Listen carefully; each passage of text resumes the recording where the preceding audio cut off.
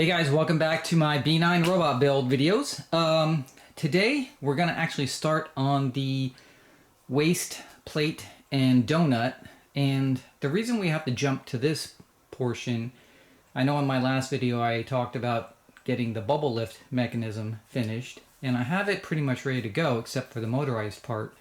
The problem is that the motor and the mechanics to make that go up and down have to be mounted to something, and that is going to be this, what we call the CSS, or central support system. The problem is you have to build that system to know exactly what the height is going to be inside the torso when the collar gets mounted to the top of the robot, so you know exactly where to put the mechanism for the bubble lift. So we actually have to get the center support system built before we can actually finish the head section of the robot. And so that's what we're doing here today. So what I did is quickly, and this is just a little tip, I built this little 2-foot stand. So it's 2 feet, and then I have some casters on the bottom of it so I can sort of roll it around anytime I want to in the room here. And this is what I'm going to work on from the waist on up to get the robot built. And then once I have that all, I can mount that to the actual legs when I get to that portion of it. But for now, we built this little table, and these are the pieces we're going to have to use to start with. So if you're not familiar with the construction of the robot, basically there are a couple of plates here. So first of all, we have this thing called the sub waist plate, which is this piece right here. And if you notice, it has these sort of 4 recessed areas in it, okay? And the way this works is this plate gets mounted to the leg support, so the bottom legs of the robot. And this is hidden because the rubber of the legs comes up and it wraps over the edge here and, probably rests about, an inch or so inside here. And so you don't see that plate, but that's what mounts to the legs. The next plate that goes on top is this one called the actual waist plate, which goes on top of this. And if you notice, those recessed slots line up with these keyhole slots here, okay? And then this is exposed. So you do see the front edge of this all the way around. And you notice right here there's a threaded socket right here. And then you have this piece right here, which is called the locking ring, which goes here. And you notice there's 4 holes that line up with the 4 keyhole slots. And this also lines up with this little screw hole right here. And so in part of that kit, you get these shoulder bolts. And so the way this works is these shoulder bolts basically go through the locking ring here, like so, and then this gets mounted to the donut, the fiberglass donut, and screwed in. And so what happens then is you can take the entire torso off the bottom part of the robot by simply sliding it. So basically what happens is when it's in place, these go in here, and then you twist it so that they go basically like that. And then when you do that, this ring will come around and line up with this hole right here, so you can put a little screw here to hold it in place, and then the robot won't come apart. But if you need to get them apart, then you can take this little screw out, you simply twist it, and then these will line up with these big holes here and come out, and then that's how you get it off. So now, for my purposes here, because I built this bench, I don't really need to use this sub waist plate right now. What I did is I just cut some holes inside the top of the bench that line up with the keyhole slots here. And the reason you need those is because the shoulder bolt, basically sticks a little bit below, so you have to have something clearance below. It can't be flat on here so that you can slide in. That's all. So I'm just lining those holes up here with the holes I cut into the bench work here. And then just so I have them, I have space right below it. And then what I'll do is I'll put 2 screws here just to hold this in place. I also cut a hole in the center here for my wiring that's going to go down here, which I can use temporarily to power everything up. And at the bottom of the thing here, I just put a little shelf so I can put a power supply down there and stuff. But it'll be a good bench to work on that I can roll around the room. And so I've already done a bunch of the assembly here. So if you look at my donut, so this is the fiberglass donut basically that attaches to the waist plate. You can see my 4 shoulder bolts are already mounted. So I drilled, basically all you do is you take your locking ring you center it exactly on your donut. So it should center exactly in the hole here. And then you just mark holes, drill them through your fiberglass donut, and then put your shoulder bolts in and a little, I have a lock nut on the back here with a washer. And that's it. And then, so if I flip this over here, and I line these up with these holes right here, it just drops right in, and then I can actually just turn this, and then that's locked in now, and I put a little screw there, and I'm good. If I ever want to get it out, I just turn it again, and it just comes right out. And that's it. And that's how you do the locking plate if you want to use that. Now you don't have to, you can just mount the donut to the waist plate if you want to, but I'm using the locking plate mechanism on mine. Alright, so let me get this screwed in so this doesn't flop around, and then what we'll do is I'll show you how the next piece goes in, which is the Lazy Susan. Alright, so I have it, I just put 2 screws here just to hold it in temporarily. And so if I take my ring, now figure that the whole torso would be on top of this, and I'm just going to take it, line up my shoulder bolts, it drops right in, twist, and now I'm locked in, and I put my little screw on here, and I'm ready to go. Alright, so the second piece of this is going to be the Lazy Susan, which mounts inside this fiberglass donut, which is, of course, the piece between the waist plate and the actual big torso, right, that rotates around. And so we want it to rotate, okay? So what you do is you take your Lazy Susan, and you have to do a couple things to it once you get it. There's some little plastic plugs in the Lazy Susan that kind of look like this. They're in all these holes. You just take them out to get rid of them, because you want the Lazy Susan to rest completely on the flange of the donut. And then these outer holes here, I had to drill all the way through. They only go like partially through for those little plugs, right? But I need to put a bolt through them like you see right here. So basically what I need to do is drill them through. Don't make the mistake, though, before you start drilling, of not sealing up this gap right here. This is where all the bearings are inside here, okay? If you just start drilling here, all those little shavings are going to go inside this gap, and it's going to ruin your Lazy Susan. It's going to be grinding like it's got like sand inside of it. And it'll pretty much be ruined unless you took the whole thing apart, took all the bearings out, washed them in like some solvent, and then re-greased it and everything else. So do yourself a favor, just on both sides of the Lazy Susan, just get some painter's tape and seal this completely off. Then you can just take a drill bit, the same size as the hole that's already started, and drill it all the way through. Okay, and so there's 8 of these that go around the perimeter here. And then once you drill them through, you're just going to put a nut, washer and a nut on the back of it to tighten it. So one thing you want to make sure, though, is that your Lazy Susan is completely centered within your donut. And so all I did was I took a little piece of paper and I put some marks on it. And I used that piece of paper. This is not the exact one, but I used this little piece of paper here. I put it against the donut, and then I made a mark right where the edge of the Lazy Susan is, right? And I just sort of ran that all the way around to make sure that the gap was even all the way around. Now, it doesn't have to be 100% perfect because it's a fiberglass donut. So because it's a fiberglass, you know, it's not going to be necessarily 100% true round, but it's pretty close. It's probably at 99 point something, right? And so you just want to get it fairly centered so that when the robot is twisting, it doesn't look like the one side's sticking out farther than the other when he's rotating around. Okay. The other thing you need to do is there are 6 holes here already in the Lazy Susan. They're already pre-drilled. You don't have to do anything. And on the other side, they're actually recessed. And so you want to get some flathead screws. These are number 10s, which fit in here perfectly.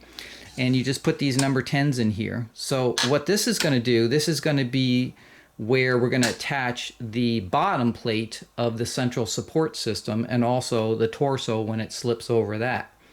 And so the central support system is basically a bunch of plates. And in my case, I'm going to be using aluminum plates like this. So these are just aluminum cut into discs. And what we're going to do, now this is not the right size because this one is going to go below the donut here. But basically it's going to be 17 inches, which is almost the circumference here of the donut. And that plate will right on top here. Now this Lazy Susan, this inner ring here is higher than this. So you don't have to worry about the plate touching this, but there is a piece that actually goes in between here, and that is the ring gear, which is this piece right here. This is a gear that's simply cut out of acrylic, and it slides onto these screws right here. So I'll just put this on here, and it basically just slides down. You got to be careful with it. You don't want to snap it and break it. But anyway, when it's on the Lazy Susan, it'll ride right on the top, the inner ring, and that will give you enough gap when you put your plate on that it won't hit these screws here that you put on here. So, and the reason that you need on top of this Lazy Susan a plate is, one, for the mounting of the support system, the bottom plate, but then you also need to create a slight gap between the torso and this donut, otherwise they're going to touch, right? There has to be like a 16th, at least a 16th gap, or 1/8, doesn't really matter, gap between that. And when you put on the ring gear, and then you put on a 1/8 inch plate, that will give you a perfect clearance here between the torso and the donut. Now, once that bottom plate is on, and I have to get it cut, so it's not quite ready yet. But once that plate is on here, then I'm going to use threaded rods, 1/2-inch threaded rods, and 4 of them. So it'll be like 1, 2, 3, 4. Drill holes in the plate. Have these threaded rods go up, and then throughout the torso, we're going to use some smaller plates, which will be these, which are 12-inch plates, which fit inside the torso. So why do we want to do that? Well, that's so that we can take the torso off. And what should happen is we should end up with a central support system that would be like, say, I don't know, oops, sorry, camera flop there. That would be like, say, I don't know, this high or whatever it is. And you can have a couple shelves in between. And we're using these shelves for support of the electronics, the mechanics, and everything else. But basically this should end up at the top of the torso. And then the collar, of course, gets attached to the top of the torso, and it should be right here. And I need this plate at the top so that I can mount the motor for the bubble lift. So that's why we're kind of doing this and jumping to this part of the build. So the central support tower is the most important piece because it will support everything. And pretty soon after I get the bubble portion done, I'm going to be ready to start working on the torso. And so I'm going to want it mounted on here so I can see like length of wiring to run and all these other different things. So it's super important I get this finished. I'm missing one plate, so I'm waiting for a piece of aluminum to come in. Hopefully it'll be here pretty soon, and then we'll get that 17-inch plate cut. And what we'll do is we'll simply use our ring gear, since this already has the holes in it right here, put it down on our 17-inch plate and mark the holes, and then we'll just drill them out. And then again, this will go first, then the plate goes on top, and then it would be ready for the torso. So these will be below the bottom of the torso. That way, when I unscrew like wing nuts here, I can pull the entire torso off if I need to. Now remember, I did this whole locking ring thing here so that if I just wanted to take the 2 halves of the robot apart, because maybe I'm traveling, taking it to a show or something, right? Then I'm not actually having to disassemble because I'm trying to fix or repair something. I'm just taking it in sections, right? So the robot should basically come apart into 3 sections. The bottom section, right, the treads and legs, the torso section, and then the head section. And so if I have wire disconnects between all those, then I'll be ready to go.